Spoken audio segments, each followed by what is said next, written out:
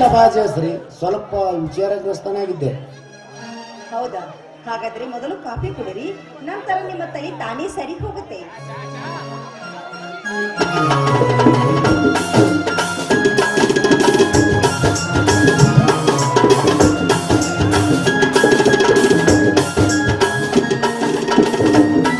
ಜಯಶ್ರೀ, ಕಲ್ಲಿನಲ್ಲಿ ಪ್ರತಿಯೊಂದು ಶಿಲೆಯಂತೆ ನನ್ನ ತಲೆ ಎಂಬ ಕಲ್ಲಿನಲ್ಲಿ ನಾನಾ ತರದ ಮೂರ್ತಿಗಳನ್ನು ಮುಡಿ ಮಾಡಿಕೊಂಡು ನಿಂತುಕೊಂಡು ಬಿಟ್ಟಿದ್ದೇವೆ. ಶಿಲೆ ಕೆತ್ತಿದಾಗಲೇ ನನ್ನ ತಂದೆಂಬ ಕೊಲೆಗಾರ ಮಾಸಿ ಹೋಗದಂತ ಮೂರ್ತಿಗಳನ್ನು ಚಿತ್ರಿಸಿ ಬಿಟ್ಟಿದ್ದಾನೆ. ಅಂದಾಗ ನಾನು ಏನು ಕುಡಿದರೂ ಇಲ್ಲ, ನಾನು ಏನು ಮಾಡಿದರೂ ಇಲ್ಲ, ಆ ಶಿಲೆಯ ನಿಲಿಯಾಗಿ ಬಿಟ್ಟಿದೆ. ಅಂದರೆ ನಿಮ್ಮ ಮಾತಿನ ಅರ್ಥಗರ್ಭಿತವಾಗಿ ಪೂರ್ಣ ಬೆತ್ತರಿಸಿ ಹೇಳಿದ್ರೆ ನಿನಗೂ ಕೂಡ ಹೃದಯ ಘಾತ ಆಗಬಹುದು ಜಯಶ್ರೀ.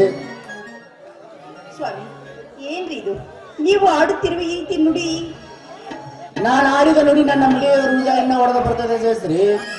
ಇದೇ ರೀತಿ ನಾನು ಕಲ್ಲಾಗಿ ಕುಳಿತರೆ ನೆಲೆ ನಿಲ್ಲದ ಕಡಿಮೆ ನಮ್ಮ ಜೀವ ತೆಗೆದೇ ಬಿಡಲಾರೆ. ಅದಕ್ಕಾಗಿ ನಾನು ಅವನ ಕತ್ತಿಯೇ ಮುಗಿಸಲೇಬೇಕಾಗಿದೆ. ಸ್ವಾಮಿ, ಎಂತ ಆಘಾತಕರವಾದ ಕೆಲಸಕ್ಕೆ ಕೈ ಹಾಕಿದ್ರೆ ನೀವು. ಈ ಕೆಲಸದಲ್ಲಿ ನಿಮ್ಗೆ ಏನಾದ್ರೂ ಹೆಚ್ಚು ಕಡಿಮೆ ಆದ್ರಿ ನನ್ನ ಗತಿ ಏನ್ರಿ? ನೋಡ್ರಿ, ಮೊದಲು ಆ ನಿಮ್ಮ ದುರಾಲೋಚನೆಯನ್ನು ಮೊದಲು ಹೊಡೆದು ಹಾಕಿ, ದಯವಿಟ್ಟು ನಿಮ್ಮ ದಾರಿಯನ್ನು ನೀವು ನೋಡಿಕೊಳ್ಳಿ. ನನ್ನ ಹಾದಿಗಿಂತ ನನ್ನ ಮಣಿತಾಣದ ಕೀರ್ತಿ ಹಾದಿಗೆ ಮುಖ್ಯವಾಗಿದೆ ಜಯಶ್ರೀ. ಶ್ರೀಮಂತಿಕೆ ಸಿಂಹ ಅನಿಸಿಕೊಂಡ ನಮ್ಮ ಅಜ್ಜನ ಸಿಂಹಾಸನದ ಮೇಲೆ ನನ್ನ ತಂದೆ ಕುಳಿತು ಆ ನನ್ನ ಮನೆಯನ್ನು ಕಸದಕ್ಕಿಂತ ಕೀಳಾಗಿಸಿ ಬಿಟ್ಟಿದ್ದಾನೆ. ಯಾವುದೋ ಒಂದು ನಿರಪರಾಧಿ ಕೂಸನ್ನು ತಂದು ಜೋಪಾನ ಮಾಡಿ ಇಂದು ಕರಮೇಂದ್ರರಿಂದ ಹೆಸರಿಟ್ಟು ಇಂದು ಮಗನಂತ ನೋಡಿಕೊಂಡು ದೊಡ್ಡ ಡಕಾಯಿತನಾಗಿಸಿ ನನ್ನನ್ನೇ ಪಾತಾಳಕ್ಕೆ ತುಳಿಲಿ ಕತ್ತಿಸಿದ್ದಾನೆ ಜಯಶ್ರೀ. ಅಂದರೆ ಆ ಕರ್ಮೇಂದ್ರ ನನ್ನ ಸೋದರನಲ್ಲ ಜಯಶ್ರೀ, ನನ್ನ ವಂಶವನ್ನು ನಿರ್ವಂಶ ಮಾಡಬೇಕಂದ ಸಾಕ ಮಗನಾಗಿ ಬಂದ ರಾಕ್ಷಸ. ಸ್ವಾಮಿ, ನೀವು ಈ ರೀತಿ ಆಡುತ್ತಿರುವ ನುಡಿಯನ್ನು ಕೇಳಿದ್ರೆ ಯಾಕೋ ನನ್ನ ಹೃದಯ ಹಿಡಿದು ನೀರಾಗ ಹತ್ತಿದೆ. ಅದನ್ನೇ ಹೇಳಿದರೆ ನಿನಗೂ ಕೂಡ ಹೃದಯಘಾತ ಆದಿತಂದ ನಾನು ಮೊದಲು ಹೇಳ್ತೀನಿ ಜಯಶ್ರೀ. ಏನೇ ಆದ್ರೂ ಕೂಡ ಇವತ್ತು ನೀವು ಆ ವಿಷಯವನ್ನು ನನ್ನ ಮುಂದೆ ಬಿಚ್ಚಿ ಹೇಳಲೇಬೇಕು ಜಯಶ್ರೀ. ದಯವಿಟ್ಟು ಇಲ್ಲ ಅಂತ ಹೇಳ್ಬಿಡ್ರಿ, ಹೇಳಿ ಅದೇನ್ ವಿಷಯ ಅಂತ. ಅದನ್ನೇ ಕೇಳದೆ ಸುಖದಿಂದ ಸಾಯಲಿಕ್ಕಿಂತ ಕೇಳಿ ದುಃಖಕ್ಕೀಡಾಗಿ ನರಳಿ ಸಾಯಬೇಡ ಜಯಶ್ರೀ. ಧರ್ಮ ಬೀಸದಿಂದ ಮೊಳಕೆ ಹೊಡೆದ ಸಸಿ ಈಗ ವಿಷದ ನೀರನ್ನು ಕುಡಿದು ವಿಷವೃಕ್ಷಿಯಾಗಿ ಬೆಳೆದು ನಿಂತಿದೆ. ಅಂದಾಗ ನೀನು ಅದರ ನೆರಳಿಗೆ ಕುಳಿತು ಹುರಳಿಲ್ಲದ ಹೆಣ್ಣಾಗಬೇಡ. ಸುಮ್ಮನೆ ನನ್ನ ಕೈ ಹಿಡಿದ ಮೇಲೆ ಜಗತ್ತು ಕಣ್ಣಾಗಿ ಬಾಳು. ಸಮಯ ಬಂದಾಗ ತಾನೇ ಸರಿಯಾಗುತ್ತದೆ.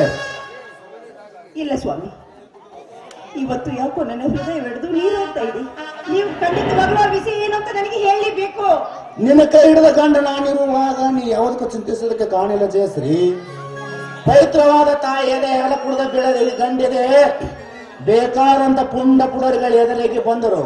ಅವ್ರ ಎದೆ ಗುಂಡಿಗೆ ಸೀಳಿಪು ಸೆರೆಕ್ಟ ಕುಡಿತೀನಿ ಅನ್ನೋ ಶಕ್ತಿ ನನ್ನಲ್ಲಿದೆ. ಅಂದಾಗ ದೇವರಂತ ನಿಮ್ಮ ತಂದೆ ಇದ್ದಾನೆ, ಮತ್ತೇಕೆ ನಿನ್ನ ಕಣ್ಣೀರು? ನೀವು ನಿಮ್ಮ ತಾಯಿ ನೆನಪು ಮಾಡಿದ ತಕ್ಷಣ ನನಗೂ ಕೂಡ ನನ್ನ ತಾಯಿ ನೆನಪಾಯ್ತು ಅಷ್ಟೇ. ದುಃಖಿಸಿ ಕಮ್ಮನೆ ಮುಡುಕಿದರೆ ಕಳೆದ ಹೋದ ತಾಯಿಯ ಸಿಗುವಳೆ ಜಯಿಸಿರಿ. ದೈವ ಯೋಗ ಗೆದ್ದವರು ಯಾರು? ವಿಧಿಗೆ ನಾವು ಎದುರಾಗಿ ನಿಲ್ಲಲೇಬೇಕು. ಪುಂಡರ ಗಂಡರಂತ ನಿನ್ನ ಅಣ್ಣನಿದ್ದೇನೆ. ಅನ್ಯಾಯ ಕ್ರಮ ಮಾಡೋರ ನೆತ್ತೆ ಮೇಲೆ ಕಾಲಿಟ್ಟು ಸತ್ಯದ ಕೀರ್ತಿ ಪತ್ರಿಕೆ ಎತ್ತಿಡಿಯುವ ಹಿರಿಯ ಪೊಲೀಸ್ ಅಧಿಕಾರಿ ನಾನು ನೀ ಗಂಡನಿದ್ದೇನೆ. ಅಂದಾಗ ದೇವರಂತ ನಿಮ್ಮ ತಂದೆ ಇದ್ದಾನೆ. ಅಂದಾಗ ಹಾಗಾದರೆ ನೀ ಯಾವುದಕ್ಕೆ ಚಿಂತಿಸೋದಕ್ಕೆ ಕಾಣಿಲ್ಲ. ನಕ್ಷತ್ರವನ್ನು ನಗಿಸುವಂತ ಚಂದಿರನೇ ಜೊತೆಗಿರುವಾಗಲ ನಾನು ಯಾವತ್ತಿದ್ರೂ ನಗ್ತಾನೆ ಇರ್ತೀನಿ ಬಿಡಿ. ಹಾಗಾದ್ರೆ ಚಂದ್ರನ ಹಿಂಬಾಲಿಸಿದ ತಾರೆಗಳಂತೆ ಹೊಳೆದು ಹೂಗಳ ಹಿಂಬಲಿಸಿದ ಪರಿಮಳದಂತ ಸುವಾಸನೆ ದಯಂತ ನಿನ್ನ ಕೂಗಿನಿಂದ ಆಡಿ ನನ್ನ ಆನಂದ ಸಬರಲೇ ನಿನ್ನ ಪ್ರೇಮ.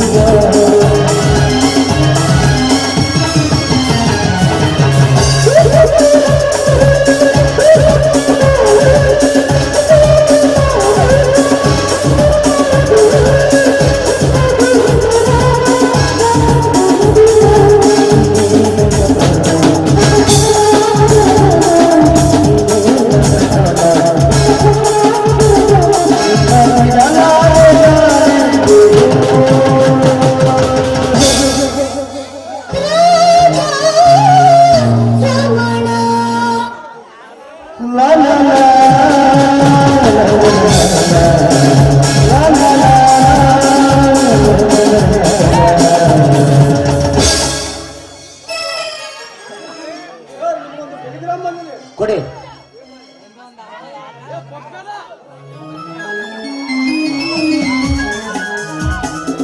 ಜಯಶ್ರೀ, ನಾನೀಗ ಅರ್ಜೆಂಟಿಗೆ ದುಡ್ಡಿಗೆ ಹೋಗಲೇಬೇಕಾಗಿದೆ. ಯಾಕೆ ಸ್ವಾಮಿ? ಜಾತಿ ಬೇಗ ಗಲಭೆ ಎದ್ದು ಎಷ್ಟೋ ಮಾಡ್ರಾಗಿ ಒಂದು SPFC ನಿಂದ ಟೆಲಿಗ್ರಾಮ್ ಬಂದಿದೆ. ಅದಕ್ಕಾಗಿ ನಾ ಈಗ ಬಂದೋಬಸ್ತಿಗೆ ಹೋಗಲೇಬೇಕಾಗಿದೆ. ಅಲ್ಲರಿ, ಗರ್ಭಿಣಿಯಾಗಿರುವ ನನ್ನನ್ನು ಒಬ್ಬಳೇ ಬಿಟ್ಟು ಹೋಗ್ತೀರಾ? ಹಾಗೇನಿಲ್ಲ, ನಿಮ್ಮ ತಂದೆ ಹತ್ರ ನಿನ್ನನ್ನು ಕಳಿಸಿ ಹೋಗ್ತೀನಿ. ಬೇಗ ನನ್ನ ಸೂಟ್ಕೇಸ್ ಡ್ರೆಸ್ ರೆಡಿ ಮಾಡ್ಕೊಂಡು ತೆಗೆದುಕೊಂಡು ಬಾ. ಆಯ್ತು.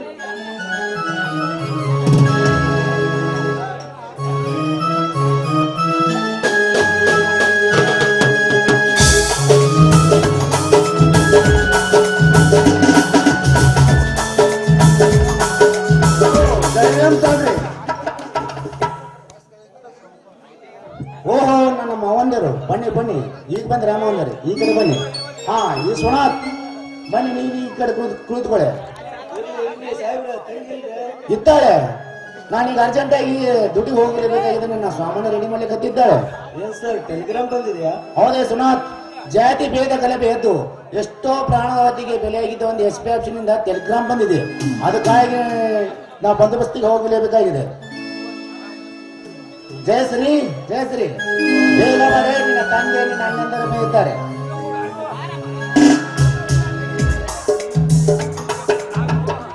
ಅಪ್ಪ ಈಗ ಬಂದೇನಪ್ಪ? ಹೌದಮ್ಮ, ಈಗಲೇ ಬಂದೇನು. ಅಣ್ಣ ಈಗ ಬಂದೇನು? ಹೌದು ತಂಗಿ, ಈಗಲೇ ಬಂದೀನಿ. ಚೆನ್ನಾಗಿದೆಯಲ್ಲಮ್ಮ? ಜಯಶ್ರೀ, ಸಮಯಕ್ಕೆ ಸರಿಯಾದ ನಿನ್ನ ತಂದೆ ನಿನ್ನ ಅಣ್ಣಂದರು ಕಳೆಯಲಿಕ್ಕೆ ಬಂದಿದ್ದಾರೆ. ನೀ ಅವ್ರ ಜೊತೆಗೆ ಹೋಗಿಬಿಡೋಣ. ಮತ್ತೆ ಮುಂದಿನ ತಿಂಗಳ ರಜಾ ಸಿಕ್ಕಾಗ ಬರ್ತೇನೆ. ಅಪ್ಪ, ತಂಗಿಯನ್ನು ಕರೆದುಕೊಂಡು ನೀವು ಮನೆಗೆ ನಡೆಯಿರಿ. ನಾನು ಅವರ ಜೊತೆಗೆ ಬಸ್ ಸ್ಟ್ಯಾಂಡ್ ವರೆಗೆ ಹೋಗಿ ಬರುತ್ತೇನೆ. ಜಯಶ್ರೀ, ಗರ್ಭವತಾದ ನಿನಗೆ ಏನಾದರೂ ತೊಂದರೆ ಬಂದ್ರು ಅದನ್ನ ಮನಸ್ಸಿಗೆ ಸುಖದಿಂದ ಇರು. ನಾನು ಮತ್ತೆ ಬರ್ತೇನೆ. ಹಾ, ಬನ್ನಿ ಸುನಾಥ್. ಆಯ್ತು, ಹೋಗಿ ಬನ್ನಿ.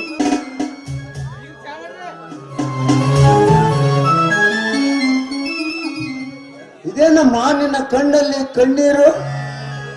ನನ್ನ ಬಾಳಿನಲ್ಲಿ ಕಣ್ಣೀರಿನ ಸಂತಾಪದ ಕಡಲೆ ಉದ್ಭವಿಸಿ ಬರುತ್ತಿರುವಾಗ ಏನು ಅಂತ ಹೇಳಪ್ಪ ಈ ನನ್ನ ಕಣ್ಣೀರಿನ ಕಥೆಯನ್ನ? ಜಯಶ್ರೀ, ನಿನ್ನ ತಂದೆ ನಿನ್ನ ಅಣ್ಣಂದಿರು ಇರುವಾಗ ಹಾಗೆಲ್ಲ ಕಣ್ಣೀರು ಹಾಕಬಾರದು. ನಿನ್ನ ಗಂಡ ದೇಶ ಸಂಚಾರಕ್ಕೆ ಹೋಗುವಾಗ ಬೇಡಿದಾಗ ಹುಲಿ ಹಾಲನ್ನು ತಂದು ಕೊಡುವ ನಿನ್ನ ಅಣ್ಣ ಗಂಡುಗಲಿ ಅಣ್ಣ ಇರುವಾಗ ಹಾಗೆಲ್ಲ ಕಣ್ಣೀರು ಹಾಕಬಾರದು ಮಗಳೇ.